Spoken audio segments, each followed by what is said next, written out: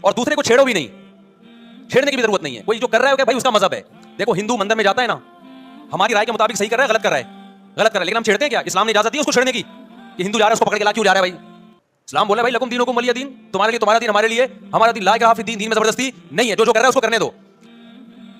تبھی اسلامی تاریخ میں کوئی ایک مندر بھی ہمارے علم میں نہیں ہے کہ اس میں ہندوؤں پہ پابندی لگی ہو کہ مندر نہیں جا سکتے. جب تک اسلامی حکومتیں رہی ہیں, ہندوستان میں 1000 سال مسلمانوں نے حکومت کی ہے. اگر ہندوؤں کو مندر جانے سے روک دیتے تو آج یہ مندر ختم ہوتے. اسلامی حکومت جب ختم ہوئی ہے تو بھی مندر لاکھوں کی تعداد میں مندر تھے. اسلام مسجد جانے کا حکم دیتا ہے یا چرچ جانے کا؟ بولو. مسجد.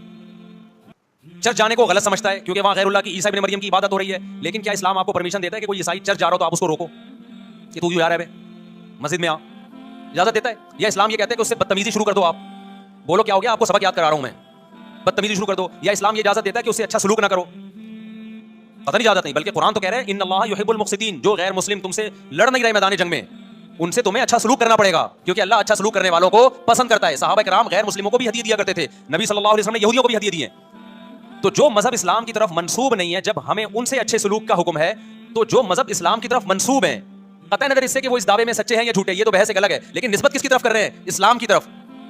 تو ہمیں ان سے بدتمیزی بدسلوکی کی کہاں سے اجازت ہوگی؟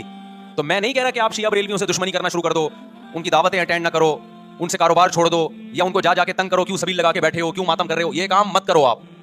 ہمارا ملک اس فرقہ واریت کا متحمل نہیں ہے, اس سے فساد پھیلتا ہے. لیکن اپنی پوزیشن آپ واضح کرو, ایک لکیر ہے آپ کھینچ دو. اگر کوئی شخص آپ کے سامنے صحابہ کو برا بھلا کہتا ہے, آپ بولو بھائی یہ میری باؤنڈری کیا ہو رہی ہے, کراس. میرے سامنے آپ کو ان بزرگوں کے خلاف بولنے کی اجازت نہیں ہے جن سے مجھے عقیدت ہے.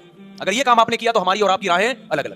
آپ کا جو مذہب ہے بھائی, آپ بند کمرے میں, آپ کے امام بارگاہ میں, آپ کے مسجدوں میں, جہاں بھی ہے وہ آپ کا نجی معاملہ ہے. ہمارے سامنے آپ نے کوئی ایسی بات نہیں کرنی جو ہمارے عقیدے کے خلاف ہو, تو آپس میں دوستی رہے گی. اب دیکھو عیسائی آپ سے ملتا ہے, آپ گپ شپ کرتے ہو, کھانا کھاتے ہو, لیکن عیسائی بار بار بولے میں آپ کے نبی کو نہیں مانتا, میں آپ کا نبی, آپ بولے بھائی تو نہیں مانتا تو ہم نے کب کہا کہ مان تو, لیکن میرے سامنے بار بار کیوں کہہ رہے کہ میں تیرے نبی کو نہیں مانتا؟ یہاں سے آپ کی اس کی دوستی کیا ہو جائے گی پھر؟ ختم.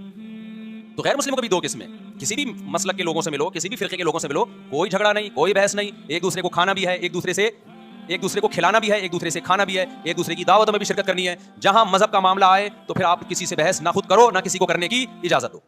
اگر کچھ سیکھنا چاہتا ہے تو آپ بولو بھائی علماء کے پاس آ جاؤ, آپ کو کوئی اشکال ہے تو ہم وہاں آپ کا اشکال حل کر دیں گے. اس سے آگے بڑھنے کی کوشش بولو مت کرو, اس سے ملک میں امن ہوگا.